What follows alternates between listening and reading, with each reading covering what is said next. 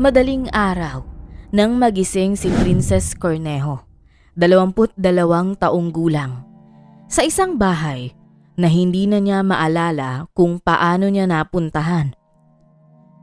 Masakit ang ulo, mabigat ang katawan at hirap siyang igalaw ang sarili. Napansin niyang wala siyang suot na damit at may mga kirot sa katawan na hindi niya maipaliwanag. Ilang oras bago iyon, nasa birthday celebration siya ng isang kaibigan sa isang barangay sa Tarlac. Karaniwang salo-salo lamang iyon ng barkada. May pagkain, may inuman, at may tawanan. Habang tumatagal ang gabi, unti-unting nababawasan ang mga tao sa paligid. Naiwan si Princess kasama ang ilang kalalakihan na pawang kilala rin niya. Habang lumalalim ang gabi, nakaramdam siya ng matinding hilo at antok. Hindi niya maalala kung paano siya napahiga o kung paano siya nakatulog. Ang huling malinaw sa kanya ay ang pakiramdam na bumibigat ang katawan at unti-unting nawawala ang lakas. Pagmulat niya, tahimik na ang paligid, wala na ang ingay ng selebrasyon. Sinubukan niyang alalahanin ang nangyari, ngunit putol-putol ang kanyang mga alaala. Tinangka niyang magtanong sa mga kasamang naroon pa, ngunit walang gustong magsalita. Iwas ang tingin ng ilan at nagmamadaling umalis ang iba. Sa katahimikang iyon, lalo siyang nakaramdam ng takot at pagkalito. Kahit nang hihina, pinili ni Princess na umuwing mag-isa. Pagdating sa kanilang tinutuluyan, napansin ng kanyang lola ang kanyang itsura at kalagayan. Makalipas ang ilang oras, lumala ang kanyang nararamdaman kaya't dinala siya sa ospital. Sa pagsusuri ng mga doktor, lumabas ang mga palatandaan na siya ay biktima ng matinding pang-aabuso. Isinagawa ang medico-legal examination upang maitala ang kondisyon ng kanyang katawan at ang mga ebidensyang mahalaga sa investigasyon. Dito na nagsimula ang mas mahirap na yugto sa buhay ni Princess. Hindi lamang ito usapin ng pisikal na sakit, kundi ng pagharap sa isang katotohanang lalo pang magpapahirap sa kanyang masalimuot na buhay. Bago pa nangyari ang gabing yun, marami nang pinagdaanan si Princess. Taong 1990, nang umalis ng bansa ang kanyang ina na si Joanna Cornejo upang magtrabaho bilang domestic helper. Ilang taon ang lumipas, umuwi ito sa Pilipinas sa kanilang lugar sa Tarlac na nagdadalang tao. Noong 1993, isinilang si Princess. Ayon sa mga kwento sa pamilya, ang ama niya ay isang lalaking Moroccan na may sarili ng pamilya.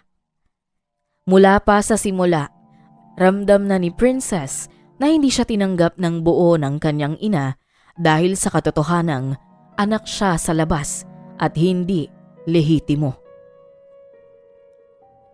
Hindi nagtagal, muling umalis si Joanna at iniwan si Princess sa pangangalaga ng kanyang lola. Doon na lumaki ang bata, sa isang simpleng bahay, sa piling ng isang matandang babae na siyang tumayong magulang, gabay at sandigan.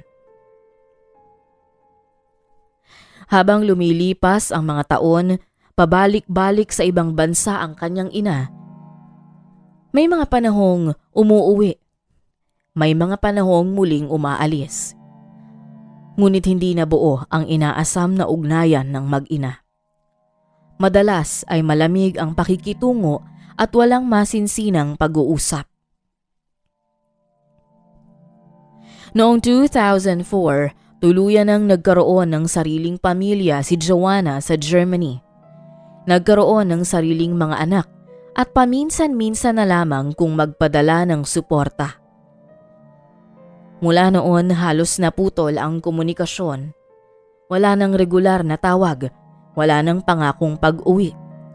Sa murang edad, unti-unting naunawaan ni Princess na hindi na siya bahagi ng bagong mundong binuo ng kanyang ina. Dahil dito, naging maaga ang kanyang pagtayo sa sariling mga paa. Natutunan niyang huwag umasa kanino man. Natutunan niyang itago ang lungkot at ipakita ang tapang. Naging sarado siya sa damdamin ngunit palaban sa labas. Mas madalas siyang makihalubilo sa mga lalaking kabataan na likas na may tapang at lakas. Natutong makisabay sa biro, sa mga lakad at sa paraan ng pakikitungo hanggang sa hindi niya napapansing ang kanyang galaw at pagkatao ay naimpluwensyahan na ng tuluyan ng mga ito. Unti-unting nahubog ang kanyang tomboyish na kilos at pananamit. Hindi dahil sa uso, kundi dahil iyon ang paraan niyang protektahan ang sarili. Sa ganitong anyo, pakiramdam niya ay mas ligtas siya, mas kontrolado ang paligid. Sa paglipas ng mga taon, mas nakilala si Princess sa kanilang lugar bilang isang tomboy. Marami ang nagsasabing sayang ang kanyang ganda. Matangos ang ilong, maputi ang balat, makinis ang kutis. Ngunit para kay Princess, hindi mahalaga ang mga papuring iyon. Noong siya ay nasa high school, minsan siyang isanali ng isang guro sa isang beauty contest. Hindi niya ito gusto, ngunit napilitan siyang sumali. Nanalo siya ng isang award, bagay na ikinagulat ng marami at may ilan ding kalalakihang napahanga sa kanya. Ngunit matapos iyon, hindi na niya inulit ang paglahok. Hindi iyon ang mundong nais niya at hindi niya nakikita ang sarili sa ganoong postura. Lumaki siyang malapit sa barkada. Hindi nagkulang ang kanyang lola sa pag-aaruga, ngunit may puwang sa loob niya na hindi napunan ng kahit anong pangunawa. Sa barkada niya hinahanap ang pakiramdam ng pagtanggap, pagiging mahalaga at ng hindi pag-iisa. Patuloy ang naging takbo ng buhay ni Princess hanggang nangyari ang hindi inaasahang bagay sa isang pagkakataon. Enero 2015, dumalo si Princess sa birthday ng isa sa kanyang mga kaibigan. Nagkayayaan ng inuman sa isang inuupahang lugar. Sa simula, marami sila. May mga babae at lalaki sa mesa. Karaniwan ang kwentuhan, tawanan at inuman. Habang lumalalim ang gabi, unti-unting nababawasan ang tao. May mga umuwi, may mga lumipat ng lugar, hanggang sa 5 lalaki at si Princess na lamang ang naiwan. 3 sa mga ito ang kanyang mga kababata at matagal ng barkada. 2 ang hindi niya gaanong kilala at unang beses lamang niyang nakasama. Bandang hating gabi, nais na sana ni Princess na umuwi. Ramdam na niya ang hilo. Gayunpaman, sinabihan siya ng mga kasama na sila na ang bahalang maghatid sa kanya. Habang tumatagal, mas lalo niyang nararamdaman ang bigat ng katawan at antok. Iba ang hilo. Mabigat ang talukap ng mata. Naging mabagal ang galaw ng paligid. Hindi nagtagal, hindi na niya napigilan ang tuluyang pag-idlip. Dito na nagsimula ang bangungot. Habang wala siyang malay, doon na naganap ang krimeng babago sa kanyang buhay. Halinhinan siyang sinamantala ng 5 lalaking kasama niya sa silid. Ang 3 matagal na niyang kakilala ay sina Jofer Renorio, Ian Bernabe at John Lloyd Balmores. Ang 2 dayo ay kinilalang sina J.M. Serralde at Randy Bacalzo. Walang malay si Princess, walang kakayahang lumaban. Walang boses sa gabing iyon. At sa mismong sandaling iyon, tuluyang nawala ang tiwalang matagal niyang iningatan sa mga itinuring na higit pa sa kaibigan. Mga kabarkadang para ng kapatid at kapamilya. Nagising si Princess na walang maalala. Sa mga sumunod na oras, unti-unting nabuo sa isip ni Princess ang nangyari. Umalis siya roon ng mag-isa. Bit-bit ang bigat na hindi kayang ilarawan hanggang sa matagpuan niya ang kanyang sarili sa ospital kasama ng kanyang lola. Doon na isinagawa ang pagsusuri. Doon na rin kinumpirma ng mga doktor ang kanyang masamang hinala. Agad na isinailalim si Princess sa medico-legal examination. Lumabas sa resulta ang malinaw na ebidensyang may naganap ngang krimen. Ipinabatid ang nangyari sa kanyang ina na nasa Germany. Ngunit sa halip na yakap at pagdamay, malamig na reaksyon ang kanyang natanggap. Walang malinaw na suporta. Hindi rin ito umuwi. Muling naranasan ni Princess ang pakiramdam ng hindi pinapahalagahan. Magkagayunman, sa tulong ng kanyang lola at ng isang public attorney, sinimulan ang paghahanda ng kaso laban sa 5 lalaki. Ngunit hindi naging madali ang lahat.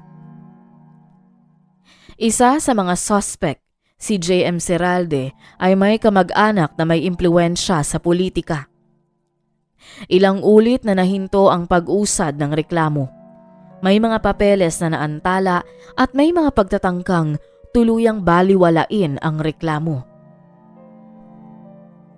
Sa halip na makaramdam ng simpatsya, hinarap ni Princess ang paninira.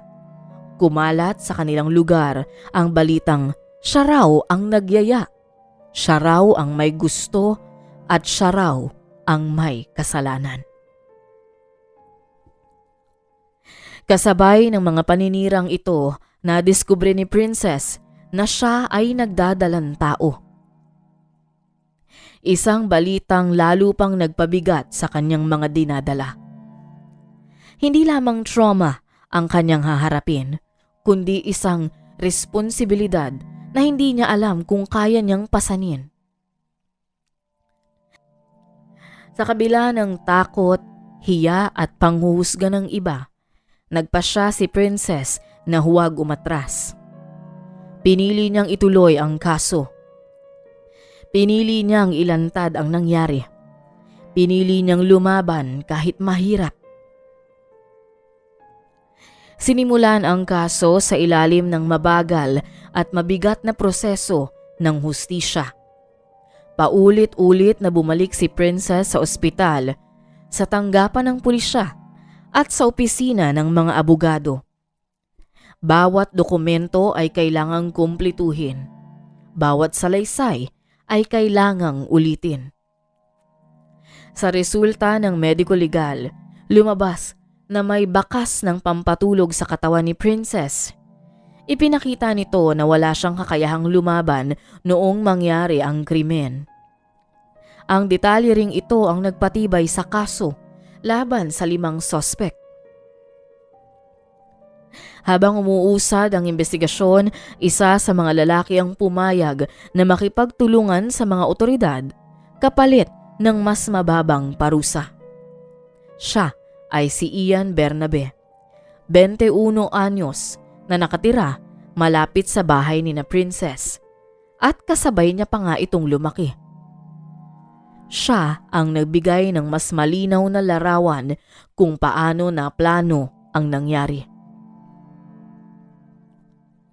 Sa kanyang salaysay, inilahad na matagal nang may interes kay Princess si J.M. Serralde. Ayon sa kanya, siya ang nag-udyok sa grupo. Siya ang nagplano. Siya rin ang naglaan ng pera para mahikayat ang iba na sumama sa ginawa. Dala ng pagkasilaw sa pera ay naudyukan umano ang grupo na sundin si J.M. Ipinakita ng pahayag na ito na hindi ito biglaang pangyayari, kundi isang sinadyang krimen. Kasabay ng pag-usad ng kaso, hinarap ni Princess ang pananakot at panggigipit. May mga mensaheng ipinapadaan sa iba. May mga babalang huwag ituloy ang reklamo. May mga bulong sa kanilang lugar na pilit siyang sinisisi. Ngunit nanatili si Princess sa kanyang pasya. Noong Oktubre 2015, sa gitna ng mga pagdinig, isinilang ni Princess ang kanyang anak. Isang batang walang kinikilalang ama. Isang batang dumating sa panahong halos ubos na ang kanyang lakas.